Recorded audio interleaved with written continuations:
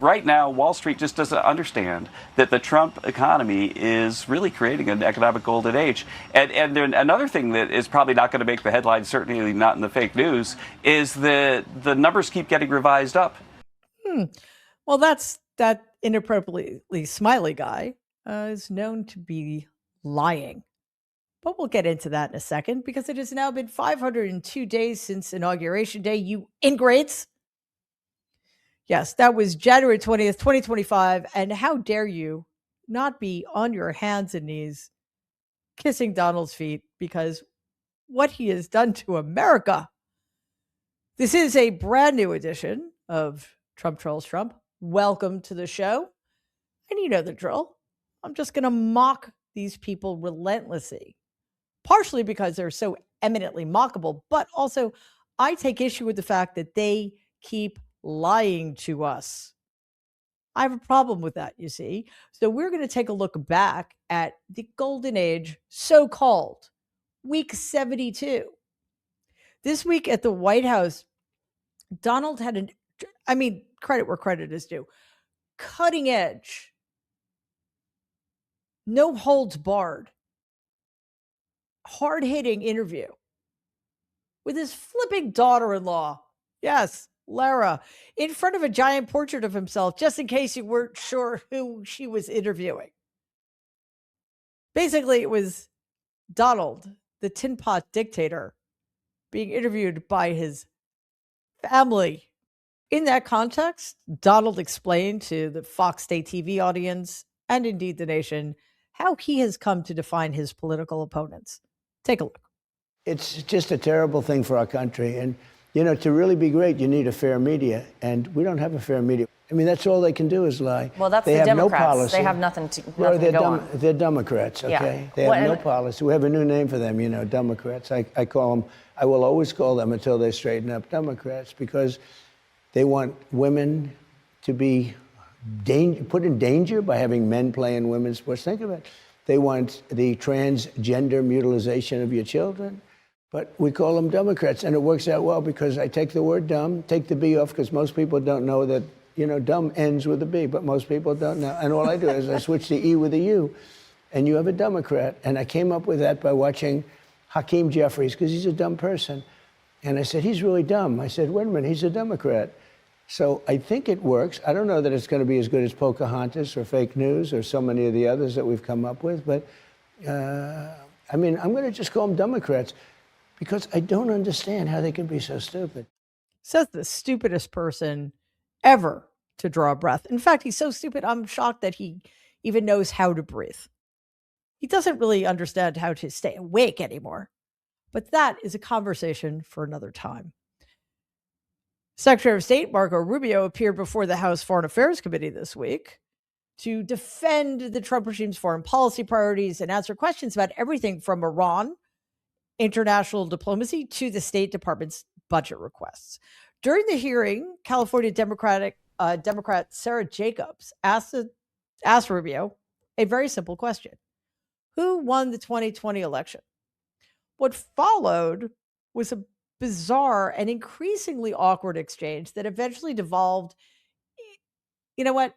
Just watch the clip. Mr. Secretary, who won the 2020 presidential election? I'm not here to answer the question. We're talking about 2020. This is a Foreign Affairs Committee. Okay, great. You can't answer the question, even though we all know that President Biden won. I don't answer the question because the Secretary of State, I do not participate in domestic political issues. This is not about domestic political issues. As Secretary of State, we're not supposed to. That's been the long tradition of the department, and you should know that if you've been on this committee for any period of time. Mr. Secretary, it seems like you have an issue admitting facts. You can't say that the president lost the 2020 election, just like you won't admit President Trump is losing this reckless war of choice, and just like you couldn't admit that the shoes the president bought you were too big. You clearly don't know what winning means, and not because the facts are unclear to you, it's because telling the truth would cost you your job, and the American people are entitled to a Secretary of State who tells them the truth even when the president doesn't want to hear it, and my constituents, our service members, deserve better. Mr. Chairman, I yield back. I don't know what shoes she's talking about. What is she talking about? Representative Burchett, you're recognized. Thank you, Mr. Chairman. If you'd like to answer any of that. Yeah, I don't know about the I'll shoes. give I mean, you a he gave me minute. some Florsheim shoes. They're actually pretty good. They fit fine. I don't know what she's talking about. And maybe that's what she's referring to. Your shoes look very nice today, Mr. Secretary. How can you see them? They're way down here. We're talking about shoes. Are you guys kidding me? I mean, is this the Foreign Affairs Committee or is this like a circus? What is this? What a comeback. I thought for a second she was talking about the clown shoes that Rubio has been forced to wear on occasion. Are you not entertained? Also, she misspoke. It's not job, it's jobs. Because remember, Marco Rubio, apparently being Secretary of State is not a full-time gig. He's acting head of, I think, the archives of the ATF. And don't forget, his most important job is the keeper of the Diet Coke button on Donald's desk in the Oval Office. And I think that's really where his talents lie. A National Economic Council director, Kevin Hassett, appeared on Fox State TV this week. And he was asked what message he had for Americans struggling with credit card debt and rising interest payments. Did he focus on the millions of Americans who are carrying credit card balances from month to month, therefore having to pay extra in very high interest payments? Or did he seem more concerned about something else entirely? Well, let's see. Credit card debt, though, because that's another issue. Wall Street Journal says in the first quarter of this year, the percentage of credit card balances that were at least 90 days delinquent rose to 13.12%, according to data released in May by the Federal Reserve Bank of New York. That's the highest level in 15 years and the most since the period following the 2008 financial crisis. People say they're using those cards to get through necessities because they can't afford what's going on. So your message to them? Right. Well, we talk to the CEOs of the credit card companies all the time, and we do see some increased stress, like the numbers that the Wall Street Journal quotes. But for the most part, the delinquency is different from default, and there's not any kind of financial threat to the credit card companies. That they don't feel like that they're heading towards default scenarios. It's just that people are taking a little bit longer. Thank God. Thank God the credit card companies are going to be okay. I mean, that truly should be our most important priority. Because how awesome is it for them that it's taking people longer to pay back their credit card bills because they're having to put things like rent and healthcare payments on them, making them bigger, making their balances bigger, and then forcing them to take longer to pay them back. And what happens then? Right. As I mentioned before, much bigger interest payments. So why in the world would credit card companies give a shit? And certainly, why would that inappropriately smiling guy? Mehmet Oz also appeared in the White House briefing room this week to discuss the Trump regime's healthcare agenda, so-called. But before long, he found himself answering questions about Donald's repeated cognitive tests. I mean, truly, how many annual tests can you have in a 1-year period?